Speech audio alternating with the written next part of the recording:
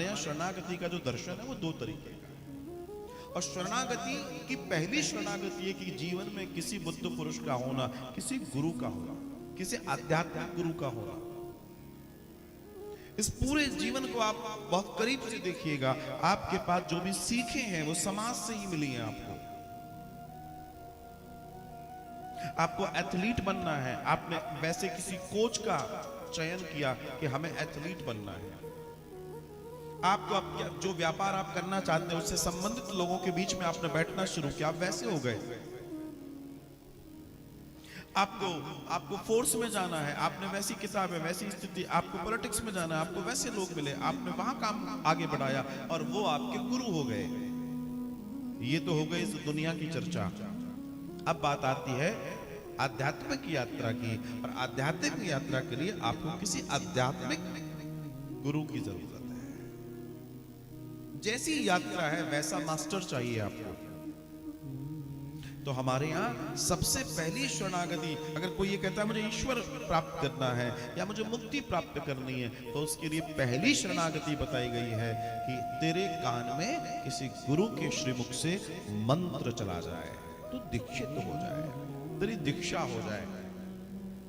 बिना दीक्षा के तुम्हारी सारी पूजाएं, तुम्हारे सारे तीर्थ, तुम्हारी सारी कथाएं, तुम्हारे सारे पुण्य कर्म, धर्म कहता है शून्य है। इसलिए लोग किसी भी बड़े कार्य को करने के पहले दीक्षा ग्रहण करते हैं ताकि वो प्राप्त हो जाए। तो जब वो शरणागति होगी तो शरणागति के साथ फिर उस शरणागति की तरफ बढ़ेंगे। कई बार हम सोचते हैं अरे जी हमारे को क्या है, हमारे तो शंकर जी गुरु जी हैं, हमारे तो हनुमान जी गुरु जी हैं, हमारे तो राम जी गुरु जी हैं। अरे भैया इनके भी गुरु जी हैं। जब राम आता है तो वो भी गुरु का चयन करता है, जब वे कृष्ण होकर आते हैं तो वे भी गुरु का चयन करते हैं। बिन गुरु भवनिधि तरहि न कोई चाहिए आपको जो आपको कहे ऐसे नहीं, ऐसे ऐसे नहीं, ऐसे। और वो बड़े खुशकिस्मत लोग होते हैं जिनके जीवन में कोई कहने वाला होता है ऐसे नहीं, ऐसे, और वो सुनकर प्रसन्न हो। ऐसा व्यक्ति महान होता है कि कोई मुझसे कहने वाला है ऐसे नहीं, ऐसे। आज व्यक्ति के पास इतना क्रोध है, इतना अहंकार है, इतना ताप है कि वो सुनना ही नहीं चाहता।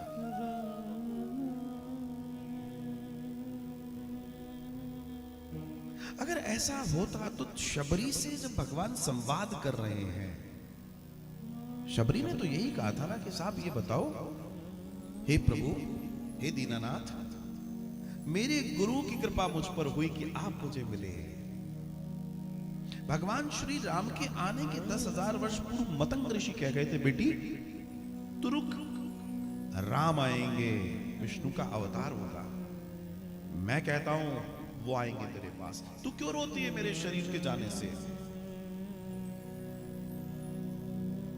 शबरी ने क्या किया? शबरी ने राम आएंगे उस शब्द को मंत्र मान लिया,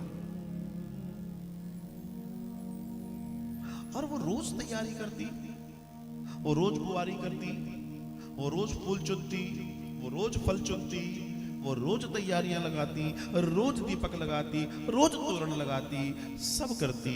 लेकिन राम 10,000 वर्ष के अंतर से आते हैं। और आप विश्वास करेंगे उसने कभी नागा नहीं थी। हमसे कोई कह दे तुम्हारे घर कल राम आने वाले हैं और ना आए तो तुम 1 महीना 2 महीना तक करो, आके बाद पता है क्या कहोगे? देखो भगवान तो दिल में होते हैं, आना होगा आ जाएंगे। But it's a matter of प्रेम, व्यवहार और प्रेम। जो मैंने आपसे कहा, प्रेम है सब करोगे, व्यवहार है। और जब राम आते हैं और राम से शबरी अब ये कहती है कि साहब कृपा करके बताइए प्रभु आपकी प्राप्ति कैसे होगी? मुझे तो हो गई, मेरे गुरु की कृपा मिल गई। श्री राम 9 पैर की सीढ़ी अर्थात नवदा भक्ति बताते हैं। और उसमें भी सबसे पहले श्री राम क्या कह रहे हैं? प्रथम भगति संतन कर संगा, दूसरी रति मम कथा प्रसंग। ईश्वर कह रहा है। अभी यहां किसी सामान्य व्यक्ति की बात नहीं चल रही है, ईश्वर का शब्द है। प्रथम भगति संतन कर संगा। मेरी प्राप्ति की बात कर रहे हो ना, तो मेरी प्राप्ति का पहला चरण है किसी संत की संगति करो, किसी संत की कृपा मिल जाए। और फिर वो क्या कह रहे हैं? दूसरी रति मम कथा प्रसंग। दूसरी जो बात है वो मेरी कथा है, लेकिन कैसे? दूसरी रति मतलब पूरी प्रगाढ़ता से, पूरे हृदय से मेरी कथा सुनो। किससे? जो तुम्हारे गुरु है, अर्थात जो तुम्हारा संत है, उससे। इसका मतलब यहां एक चीज और है जिसको बहुत बारीकी से समझिएगा, क्योंकि ये जो कह गए हैं ना, ये बहुत महान लोग थे। इनकी एक एक शब्द में, एक एक चौपाई में कई कई रामायण है। वो यहां इंडिकेट कर रहे हैं कि प्रथम भगति संतन कर संगा, दूसरी रति मम कथा प्रसंगा। जो संत है उससे ही कथा सुननी है। ये लाइब्रेरी की रैक में लगी हुई किसी वॉल्यूम को निकालकर टेबल पर पढ़कर, पैर पे पैर रखकर, बगल में कॉफी का कप रख के पढ़ने का विषय नहीं है। क्योंकि तुम पढ़ लोगे, जान लोगे, ज्ञानी हो जाओगे, इसमें कोई दो राय नहीं है। लेकिन तुम्हारे अंदर भक्ति का ऐश्वर्य नहीं आ सकता, वो वैराग नहीं आ सकता, क्योंकि जो ज्ञान, जो वैराग्य किसी भक्ति की कोख से पैदा नहीं होता, वो अहंकार देता है। वो अहंकार देता है। आज बहुत सारे लोग अपने अपने तरीके से इंटरप्रेट कर रहे हैं, चीजों को बता रहे हैं, लेकिन वो बताने वाले कौन है? वो बताने वाले कौन है? उसका मूल क्या है, ये समझना बहुत जरूरी है। परोसने वाले कौन है? अगर आपने उन्हें नहीं जाना तो गड़बड़ हो जाएगी।